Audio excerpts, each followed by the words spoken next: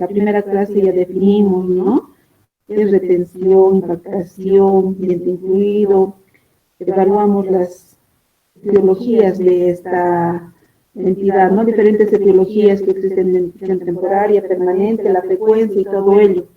Empezamos a hablar incluso de los terceros molares, ¿no? Que son los dientes que con más frecuencia se van a ir incluyendo.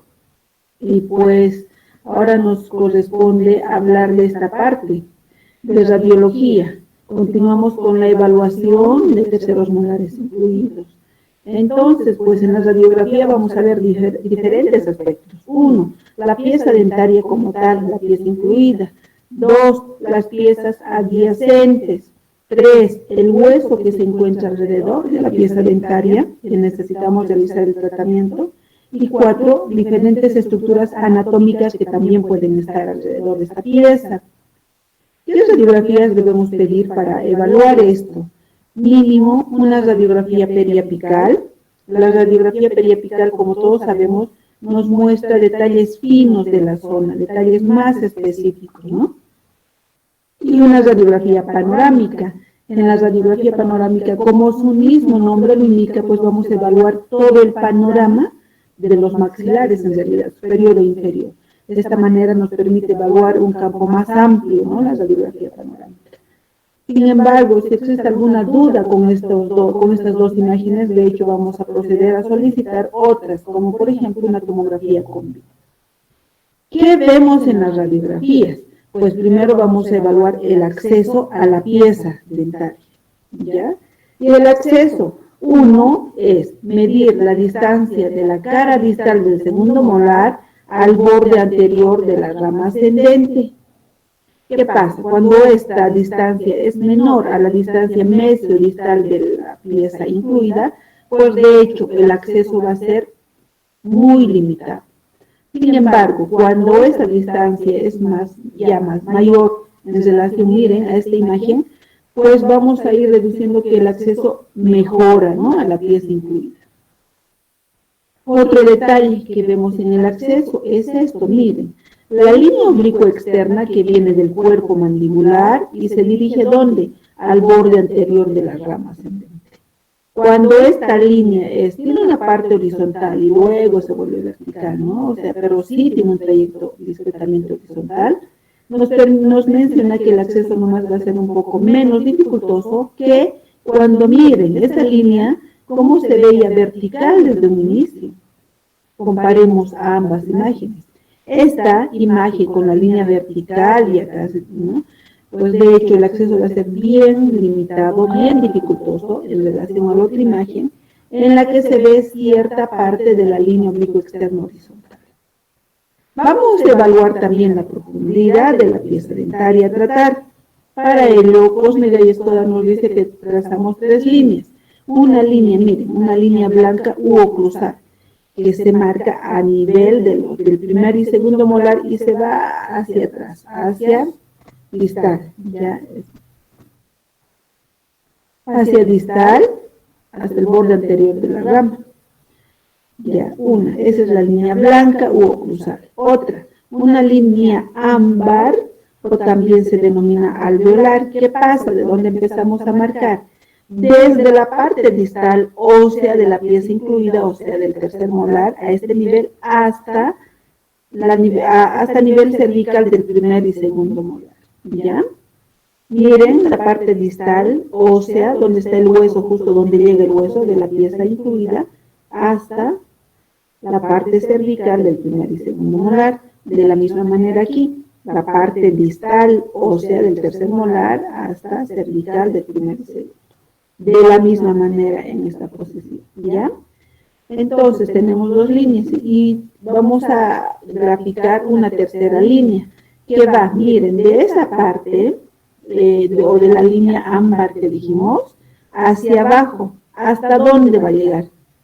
Hasta el lugar donde nosotros debemos poner el elevador para luxar la pieza dentaria.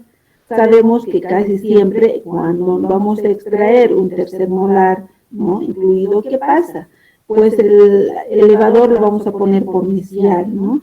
mesial o mesiovestibular de esta pieza. Por tal razón, hasta aproximadamente este nivel sería el lugar donde el elevador se va a apoyar y va a intentar luxar. De la misma manera, miren, en esta posición, a este nivel, hasta esta zona es donde aproximadamente vamos a poner el elevador para luxar esta pieza.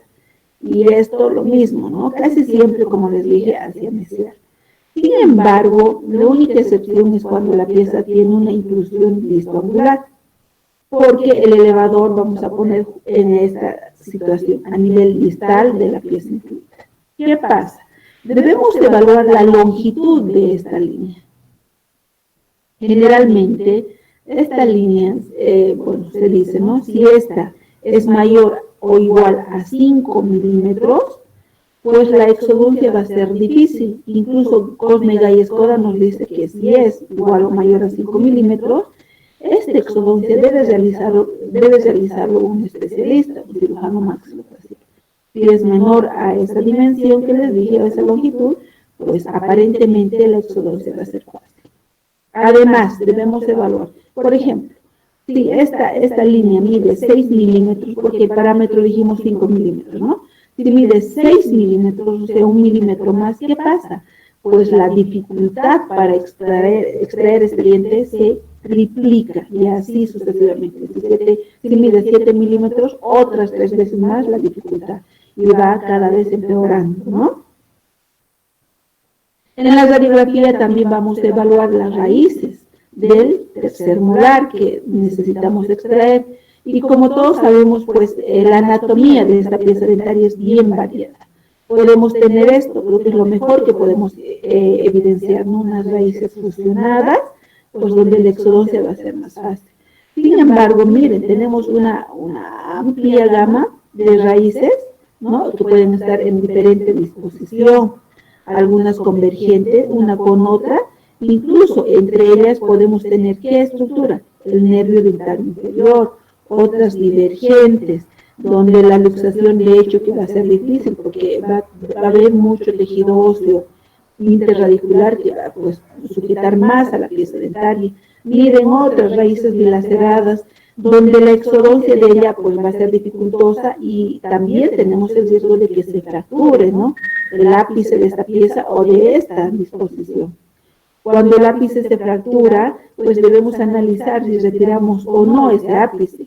Por ejemplo, si este ápice fracturado está próximo al nervio dentario inferior y sabemos de que al intentar sacar podemos lesionar este nervio, lo dejamos ahí, ¿ya? Pero debemos evaluar eso antes. ¿Por qué? Porque como les dije, si por ejemplo se fractura el ápice y el nervio dentario está bien cerquita, nosotros intentamos sacar muchas veces y no logramos y decidimos dejarle, ahí es un error que cometemos, porque ya manipulamos este ápice, ya movimos incluso. Por tal razón, esa planificación de dejar el ápice debe ser antes de la cirugía, antes de que se nos fracture, preveyendo de que podría fracturarse esta pieza y si pasa eso, lo dejamos sin tocar.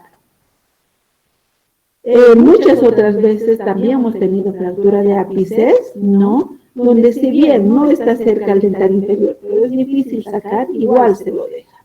Se lo deja. ¿Y qué pasa? Pues lo ideal cuando dejamos ápice, una parte del resto radicular de la pieza incluida, se indica de que debe estar cubierto mínimo por una cantidad de hueso alveolar, por lo menos 2 milímetros, ¿no? Si esta cantidad de hueso es menos a 2 milímetros, la pieza, el resto radicular que estamos dejando va a tener problemas, ¿ya? Otro detalle, el estudio de la corona. También sabemos que pues, la anatomía coronaria del tercer molar difiere mucho, ¿no? Existe una variedad anatómica en relación al tercer molar. Sin embargo, la literatura nos menciona una gran mayoría de los terceros molares tienen raíces pequeñas, incluso aparentemente cónicas. Bueno, si bien una gran mayoría puede tener esa disposición, recordemos que otro grupo nos podría mostrar raíces macrodónticas, ¿no? Incluso donde la exodoncia ya desde el inicio se va a complicar, otras veces podría mostrar cúspides accesorias, lóbulos, que de hecho va a dificultar la exodoncia. Entonces debemos buscar esas variaciones anatómicas. Vamos a evaluar también mediante la radiografía el hueso adyacente. ¿Adyacente a qué? A la pieza dentaria. Y de esta manera tenemos diferentes tipos. Miren, el hueso mesial es este, ¿no? Evaluemos cuánto de hueso mesial existe en esta zona. Cuando las piezas tienen una posición mesioangular horizontal, recordemos que el hueso entre el segundo molar y el tercero es poco, pero si esta pieza tiene una disposición listoangular, de hecho, el hueso interdentario va a ser mucho más, ¿no? ¿Por qué debemos evaluar este hueso? Porque como vamos a ver más adelante, pues este hueso va a sufrir desgaste, vamos a sacar este hueso. ¿Para qué? Para meter el elevador en la zona. Este hueso debe ser sometido a una ostectomía, ¿ya? El hueso distal, aquí está. Y el hueso distal generalmente pues puede ser solo hueso y nada más, pero algunas veces está asociado a otra patología, como quistes en la zona, ¿no? Quiste paradental, por ejemplo. Es bien frecuente que el quiste paradental se localice a este nivel, a nivel del hueso distal. Por tal razón, aparte de evaluar el hueso distal, ¿qué tenemos que ver? Pues alguna patología asociada en esta zona. De hecho, el hueso distal también debemos desgastar, ¿no? Para permitir un espacio suficiente y luxar la pieza dentaria. El hueso distal, miren, puede verse de esta manera o incluso asociado a ¿qué?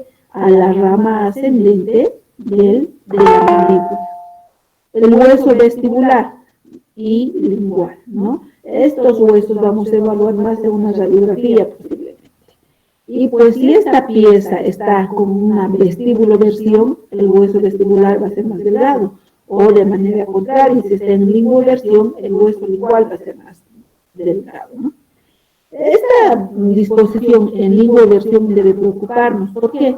Porque si nosotros tratamos de extraer esta pieza, considerando que el hueso está delgado y por la posición del tercer molar, ¿qué va a pasar? ¿Qué riesgo podemos tener? Fracturar esta tabla lingual y de esta manera lesionar el nervio lingual. Ese es el reparo, esa es la condición o la situación que debemos analizar al explorar el hueso lingual del gato, ¿ya? Y esto se debe a que la pieza puede estar lingualizada. Hueso oclusal, a este nivel, ¿no? Mientras más profundo sea el tercer molar, mayor hueso oclusal vamos a tener. Y mientras más superficial sea, menor hueso oclusal tendremos. Hay situaciones en las cuales el hueso oclusal solamente se encuentra a nivel de la cúspide distal del tercer molar y nada más. Otras veces cubre completamente. Y de hecho, el hueso oclusal también debemos desgastar, ¿no? Para permitir el acceso o permitir una entrada o un espacio suficiente por donde la pieza dentaria va a ser extraída. El hueso basal está aquí. Este hueso también debemos evaluar. Hay situaciones en las cuales este tercer molar está tan profundo, donde el hueso basal es pequeño, es corto en este espacio. ¿Y qué puede pasar? Pues va a pasar, o podemos tener la complicación de que existe una fractura de ángulo mandibular. Es un detalle muy, muy importante que siempre debemos tomar en cuenta. Ver la profundidad de esta pieza dentaria. Al ver que esta pieza está profunda, ya nos damos cuenta que la exodoncia va a ser difícil, va a ser muy traumática, va a necesitar mucha ostectomía, ¿no? Ya sabemos eso. Pero además tenemos poco hueso basal. También nuestro paciente posiblemente ya es adulto, pues existen en ese paciente muchos factores para que tengamos una fractura de ángulo. Por tal razón, debemos planificar bien esta exodoncia. El hueso interradicular entre las raíces. Como les dije, mientras más hueso interradicular haya, porque estas raíces están más divergentes, pues nuestra exodoncia también va a ser más difícil. Y eso debemos evaluar para planificar el tratamiento. Vamos a revisar las piezas adyacentes, en este caso el segundo molar. Y este segundo molar, pues generalmente tiene esa disposición de las raíces, no separadas, se identifica fácilmente en el segundo molar. Pero existen situaciones en las cuales este tercer molar puede tener sus raíces cónicas incluso o más fusionadas. Y al tratar de extraer el tercer molar, ¿qué va a pasar? Podemos luxar, incluso puede avulsionarse este segundo molar. Por tal razón, pues evaluemos bien la condición de esta pieza Y si bien vemos estas raíces fusionadas con sabemos que la exodoncia va a ser traumática, ya debemos anticiparnos y decir al paciente que posiblemente se luxe este segundo molar. O de alguna manera, este segundo molar tiene una caries profunda, durante nuestro procedimiento se puede fracturar más la corona. O también, este segundo molar puede tener una restauración profunda, una incrustación, una corona. Y al extraer, pues esa corona incrustación puede sufrir algún accidente y puede retirarse. Todo ello se debe evaluar e indicar al paciente la posible complicación. Sin embargo, pues nosotros considerando que esta pieza dentaria tiene una corona, una instauración, o tiene un ápice que está más, perdón, unas coronas, unas raíces que están más fusionadas, de hecho, que voy a planificar un procedimiento quirúrgico para evitar complicar la situación del segundo molar. Algunas veces no se puede evitar esa complicación, pero una gran mayoría de las veces sí. El conducto dentario inferior, es bien importante analizar la posición del conducto dentario inferior, ¿no? Una estructura anatómica muy importante. Y recordemos que en las radiografías panorámicas ya podemos identificar, miren, una línea radiopaca, en realidad dos líneas radiopacas, sin embargo la inferior casi siempre se nota más que la superior, ¿no? Donde nos describe el trayecto del conducto dentario inferior con su contenido, con todo el paquete vasculo-nervioso dentario inferior. Vemos el trayecto de ella y la relación con el ápice del tercer molar. Muchas veces esto está alejado, otras veces está próximo, incluso otras parece que la raíz del tercer molar que está pasando y está introduciéndose en el conducto. Si nosotros tenemos esa imagen que parece que la raíz del tercer molar se está introduciendo, o como esta, miren, una radiografía que no está tan claro, ¿no? La relación con el dentario inferior, ¿qué vamos a pedir? De hecho, pedimos una tomografía. En este caso debe imponerse solicitar una tomografía. ¿Por qué? Porque si se confirma esta relación, pues podemos tener el riesgo de lesionar el nervio dentario inferior. Y la lesión, pues, va a alterar la calidad de vida de nuestro paciente en el posoperatorio. Evaluamos también el seno maxilar, si es que se trata el tratamiento quirúrgico de un tercer molar superior. Y miren, este seno maxilar puede estar muy alejado o como esta imagen, próximo incluso al tercer molar o el ápice pareciera que se esté interponiendo o está dentro del seno maxilar. Es bien importante evaluar esta relación para que en función a ello, pues planifiquemos nuestra cirugía o de antemano ya mencionemos al paciente alguna complicación que podríamos tener. Y de hecho, si nosotros anticipamos alguna complicación, vamos a también planificar el tratamiento de esa complicación que podría haber. Con todo ello, ya sabemos diagnosticar la presencia de un tercer molar incluido, impactado o retenido, ¿no? ¿Cómo lo hacemos? Mediante una historia clínica. Ya les dije en la clase anterior que el tercer molar, una gran mayoría puede estar asintomático. Sin embargo, hay otro grupo que sí manifiesta, ¿no? Manifiesta diferentes síntomas que debemos saber reconocerlos, infecciones, úlceras y otras cosas. Pues una vez que el paciente tal vez nos mencione esos síntomas, ¿qué vamos a hacer? Un examen clínico completo de la zona y pues de toda la cavidad oral y de todo el paciente en realidad, ¿no? Además, muchas veces pues nos apoyamos en exámenes complementarios. ¿Qué pasa cuando el tercer molar está asintomático? El paciente ni se dio cuenta que tiene una pieza ahí incluida. Pues va al consultorio dental por cualquier otra queja, o tal vez un tratamiento de ortodoncia, o cualquier otra queja que nada tiene que ver con el tercer molar. El profesional solicita una radiografía y justo en la radiografía solicitada se ve la presencia de un tercer molar incluido. Y pues en este caso es un hallazgo radiológico, ¿no? Porque el motivo de la radiografía fue otra. Y en ella se identifica, se hace ese hallazgo del tercer molar incluido, donde se planifica el tratamiento. Sin embargo, si el paciente ya tiene algún síntoma, realizamos el examen complementario, vimos la ausencia del tercer molar, o tal vez ese tercer molar está parcialmente erupcionado, de hecho que nos apoyamos en el examen radiológico para evaluar todo lo que les mencioné anteriormente. Y planificamos el tratamiento. Si este tercer molar está asociado a una complicación, por ejemplo, una infección, primero manejamos la infección y después, recién, planificamos la exodoncia del tercer molar. No podemos hacer simultáneamente el procedimiento. Bueno, ya manejamos la complicación y ahora planificamos el tratamiento del tercer molar. Y este puede ser, miren, una conducta expectante. ¿Qué significa? Que no hacemos nada, el tercer molar se queda ahí. ¿En qué casos podemos tomar esta conducta expectante? Cuando pues nosotros nos damos cuenta que este tercer molar está en una buena posición, el paciente todavía tiene edad para que esta pieza vaya erupcionando, los ápices todavía no están formados, y de hecho va a erupcionar el tercer molar. Entonces démosle tiempo y nuestra conducta solo es control, es expectante. O cuando este tercer molar tal vez está en una posición ya pues intraósea, en mala posición, pero el paciente tiene alguna condición general que impide hacer la cirugía. Además, la pieza está asintomática porque está intraósea completa, pues nuestra conducta va a ser expectante, nada más. Vamos a controlar cómo se manifiesta o cómo se comporta ese tercer molar. Otras veces podemos hacer trasplante dentario.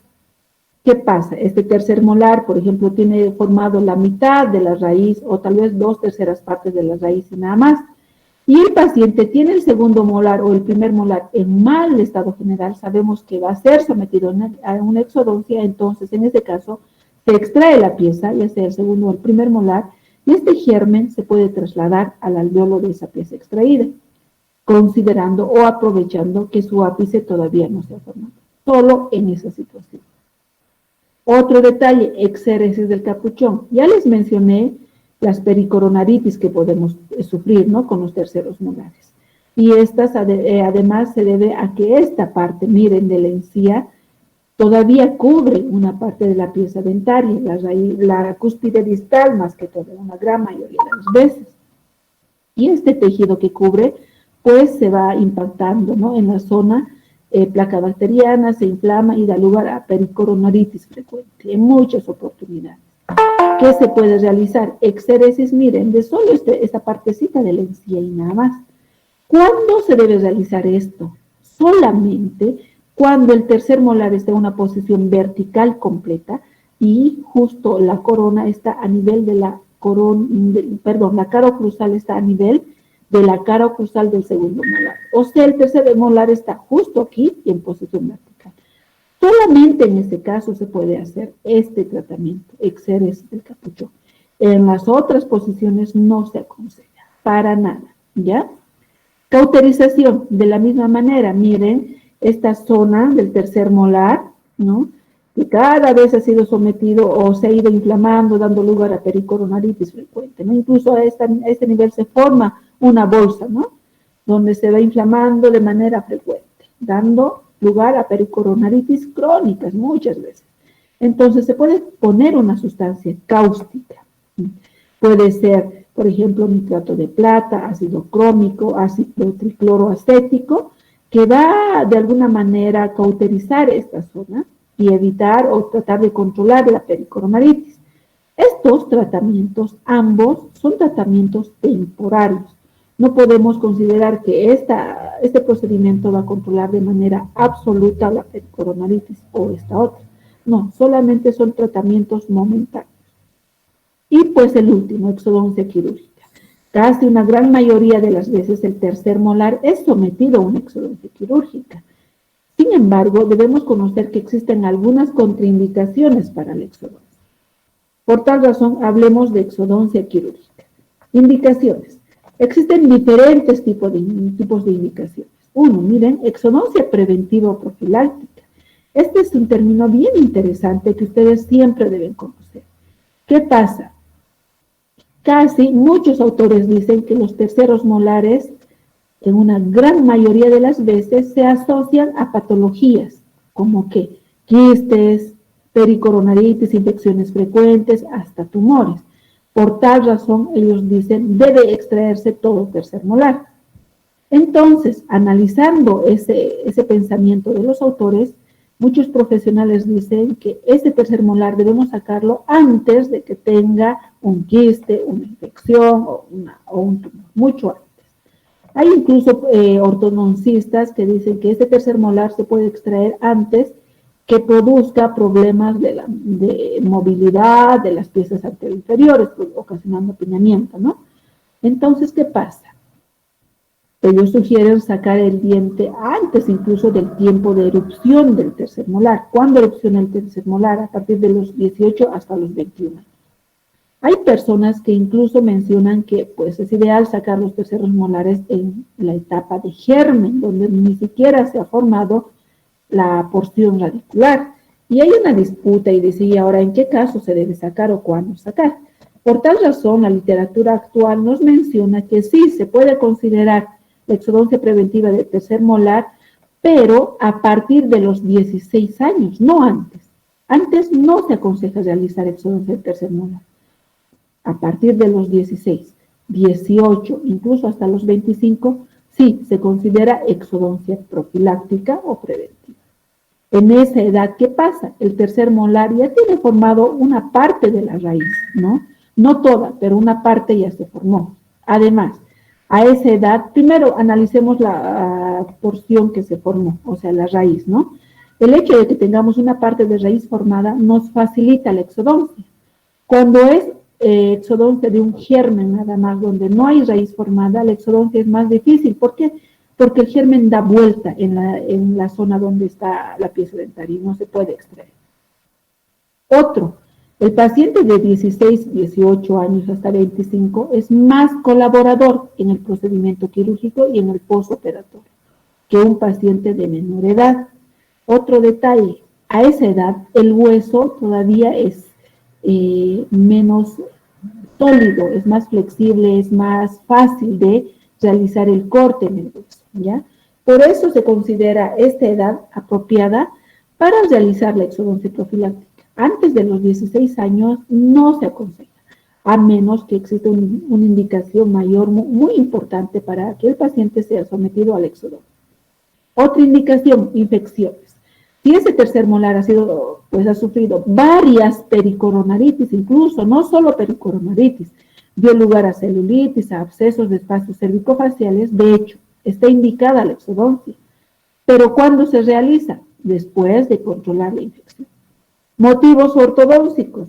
Este tercer molar, algunos autores mencionan que por su fuerza de erupción puede producir apiñamiento anteroinferior, aunque esa teoría todavía no está confirmada, ¿no? Sin embargo, analizando esa condición del apiñamiento anteroinferior, pues de hecho que está indicado la exodoncia del tercer molar. Otras veces, cuando el ortodoncista necesita espacio para distalizar las piezas que están en mala posición, se indica la exodoncia del tercer molar. Motivos prostodóncicos o restaurativos. Por ejemplo, tenemos a un segundo molar que tiene una caries por distal y esta pieza impide la restauración. Pues de esa manera se impide la restauración.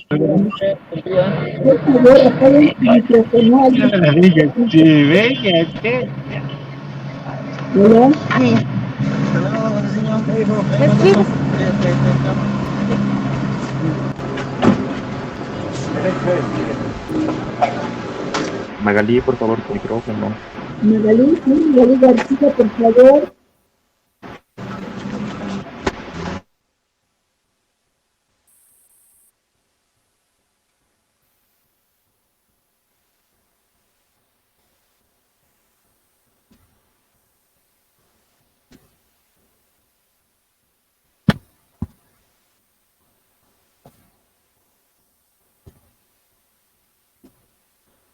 Como les decía, ¿no? Si ese el segundo molar necesita una restauración por distal y justo a ese nivel está el tercer molar impactado, pues de hecho que está indicado la exodoncia, o ese segundo molar va a recibir un puente y va a servir de póntico,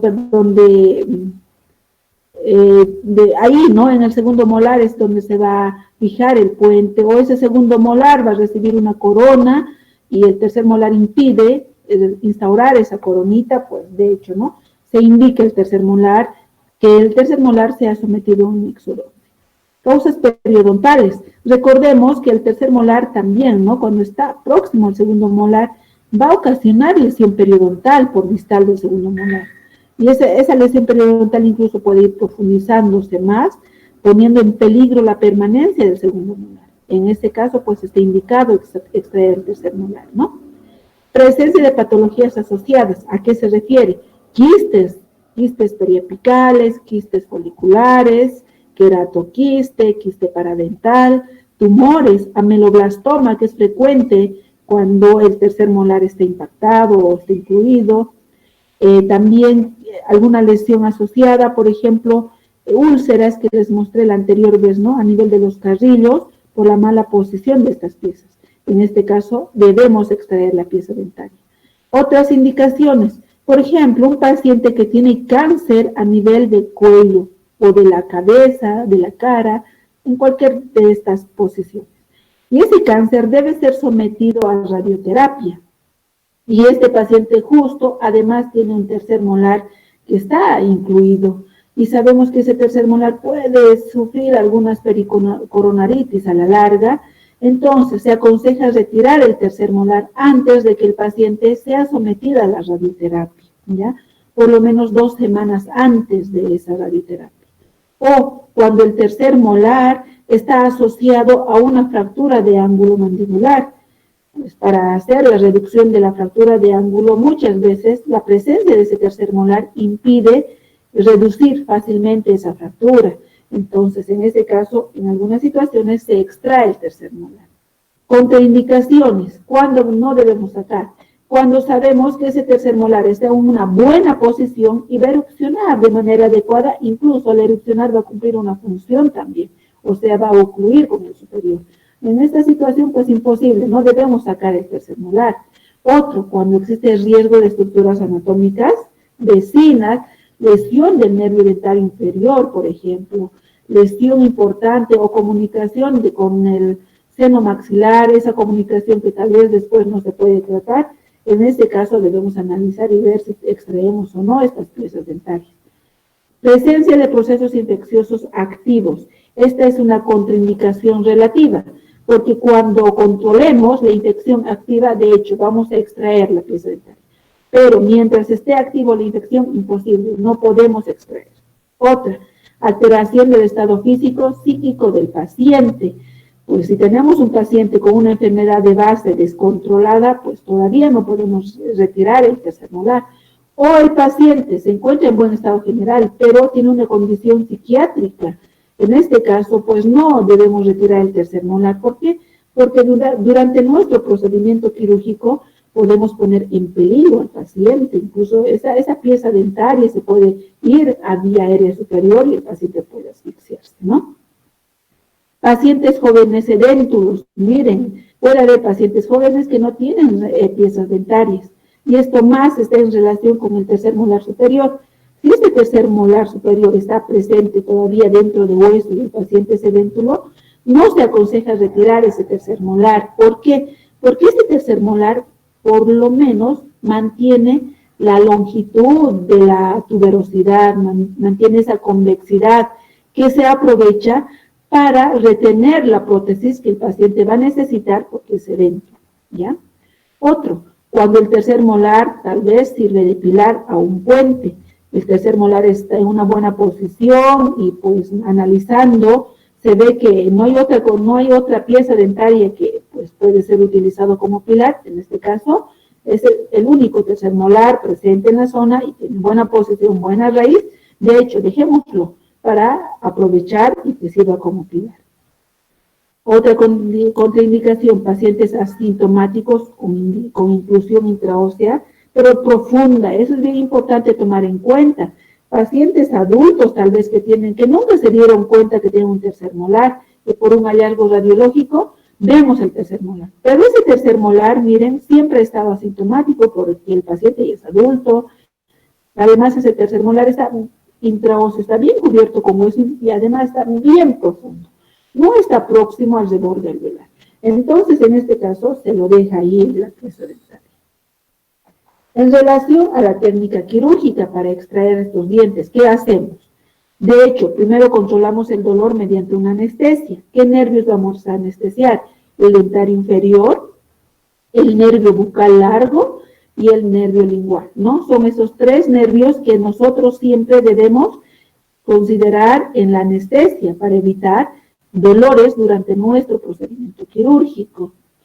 Sin embargo, debemos considerar que puede haber algunas variaciones anatómicas del nervio dentario inferior, y de esta manera la literatura también nos aconseja realizar una infiltración por distal del tercer molar, ¿no? ¿Para qué? Para controlar esas variaciones anatómicas que podría tener el tercer molar. Y les aconsejo a buscar esas variaciones que nosotros podemos tener. ¿Y por qué les estoy mencionando infiltración a nivel distal del tercer molar? Una vez controlado el dolor, pues el primer paso operatorio es la incisión. Tenemos diferentes tipos de diseños en la incisión. Vamos a realizar el desprendimiento del colgajo mucoperióstico. El colgajo siempre debe ser mucoperióstico, muchachos, toda la vida, ¿ya? Luego hacemos la ostectomía. Sabemos que tenemos dos términos, ostectomía y osteotomía. ¿En qué caso se hará ostectomía? ¿En qué casos ostectomía? Pues vamos a analizar. Y pues de antemano les digo que en la exodoncia o en el procedimiento quirúrgico del tercer molar hacemos ostectomía. Procedemos con la odontosección y exodoncia. Algunas veces solo ostectomía y ya podemos hacer la exodoncia, otras no. Debemos hacer odontosección y luego la exodoncia. Una vez extraída la pieza dentaria, vamos a hacer limpieza de la zona operatoria, ¿no?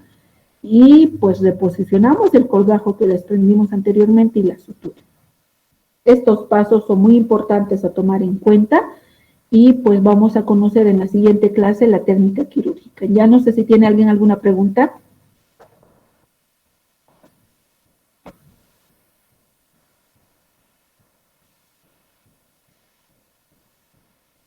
Creo que ninguna, ¿no, muchachos? Entonces nos conectamos el siguiente martes para continuar con el tema, por favor. Y pues me despido. Gracias por estar presentes en esta clase teórica y nos vemos la siguiente semana. Chao, muchachos. Gracias, doctora. Gracias. Hasta luego. Hasta luego, doctora. Chao, Gracias, chao. doctora. Hasta luego. Chao, chao. Nos Gracias, vemos. doctora. Hasta luego, doctora. Hasta luego, Chao, compañeros. gracias.